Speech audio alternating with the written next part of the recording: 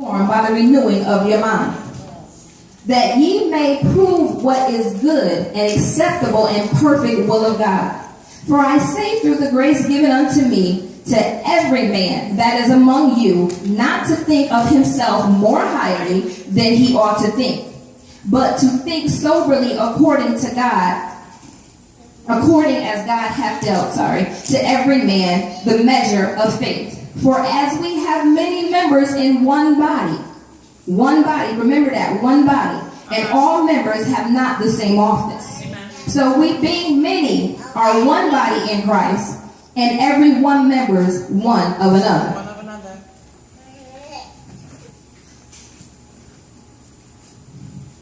Speak, Lord. Amen. Hallelujah. This is why we bump heads and things don't go as planned. We have to stop and consider God's plan for our lives and his kingdom. We try to do many things on our own. We don't want to work with this person. We make up all types of excuses. Oh, I can't deal with so-and-so's attitude, and she didn't speak to me today. We're cutting off the body of Christ. We're cutting off limbs. We're cutting off arms here, legs here. God is not pleased. Let us come together as one. The same way that the men came together that began to build the tower. Yes, they were in unity, but they weren't in God.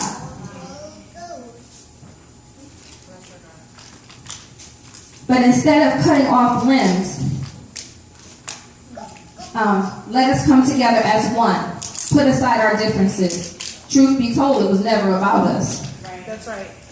And build for the kingdom. Let's get our minds right, our hearts right, united in Christ.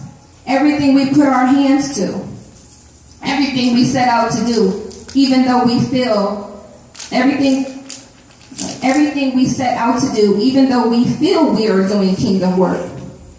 Everything has got to line up. Number one, if there is no love. Number two, if there is no unity. Number three, no faith. We know faith without works is dead. And number four, a pure heart. Number five, clean hands. Number six, a Christ-like mind. Number seven, obedience. God is going, because if not, God is going to shut it down. And the enemy has fair game, because now he done creeped in. Now he has reign to come in and go to and fro. If there is no unity, none of these seven things is a part of kingdom work. Pastor Melody always says, watch this. She says, everybody, notice the compound word. She always says, everybody is somebody. The first word in conjunction with the second. Everybody, the meaning, used to refer to all the individual member of a set without exception. When you got into this, you made a vow to God. And you said, for God I live and for God I die, and that you will follow his commandments. Yes. So you can't go on self. You can't be wishy-washy. You can't be this way one day and one day that way. I know I've been there. I've been there where I didn't want to work with this person. I've been there where I said I can't take her attitude. I've been there when I didn't want to speak to this person. But as I begin to ask God to purge me with hyssop, I asked him to begin to work with me. I asked him to begin to change me. He began to open my eyes and show me my fleshly side. And when I seen it, I didn't like it, because that's not what he taught me through his word. See, it starts here in this book. It starts here in this book where you have to get into that word for yourself and learn it and accept it. Because it's not kingdom work. If you're in your flesh, it's not kingdom work. If you can't speak to your brother, it's not kingdom work. If you can't forgive, it's not kingdom work. As my husband would say, your assignment is marred. The second word is body. The physical structure of a person, an animal, including the bones, flesh, and organs. Go with me to 1 Corinthians 12 and 24.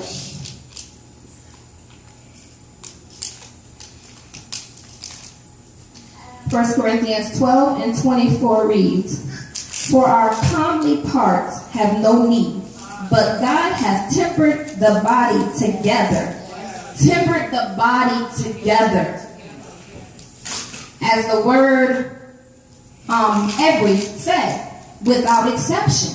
And it says here in God's word, for our comely parts